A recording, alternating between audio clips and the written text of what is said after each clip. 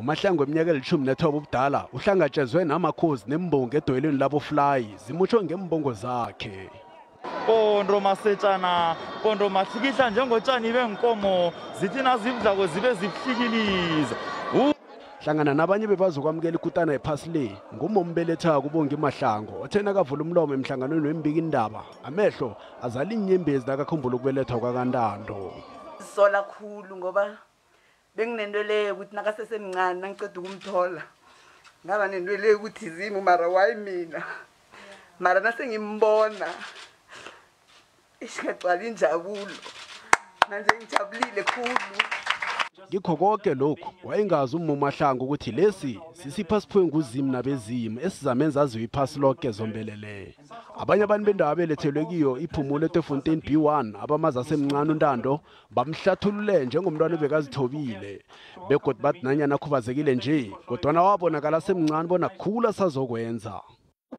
Lezi ubuhlobo ungaka ni mara wena ukuthi yena ya ubumbeko lakhe vele bekumuntu vele ngathi uvela uhlakaniphile amncane. Ikosana ephumula embuke kangaka uMahlangu ngokwenza isitshaba sakwaNdebele ukuthi sihlonitshwe ephasini zombelele. Umntwana lona into ayenzileko namhlanje ngokuthi uphakamisizwe zekhethu uphakamisile izwe lethu eFantini eB1.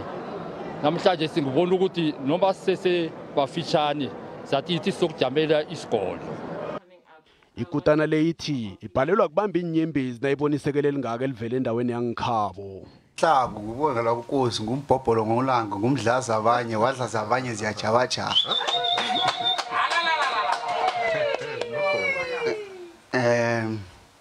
I usually don't do interviews in Ndebele. I don't actually know what to say. Njabulile cool. Magama akekho. But abantu bekhethu ngicabanga ukuthi bengigijimela bona abantu bekhaya. Yes. Give abantu bengigijimela abantu bekhaya. Ngiyathokoza ukuthi ningisupport as abantu beSindebele ngisazongijabulisa. I'm getting a bit emotional now, but it actually tells how much it means for me to run for the people of the people that have been supporting me, my family and the Ndebele people. Bembusweni nesifunda bezile ukuzokwamukela begodwa bathokozisa uMahlangu bakhuthaza nabanye abantwana abakhubazekileko ukuthi bangazinyazi kancane nenge bangakwenza ephasini.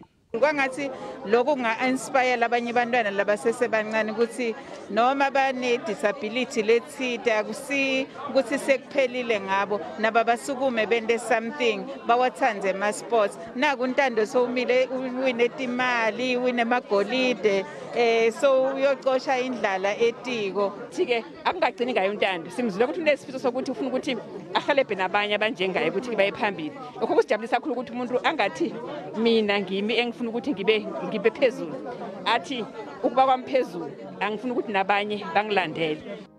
Ungqongqoshe wezemidlalo unathi Mthethwa uthe uMahlangu uzokuthokoza nangenye imali ekhethekileko yokubeka irecord lephasi. Ngingukhamfat Masombuka weendaba ze-SABC ngikubikela ngisedoyelweni leemphaphamtjhini eOR Tambo.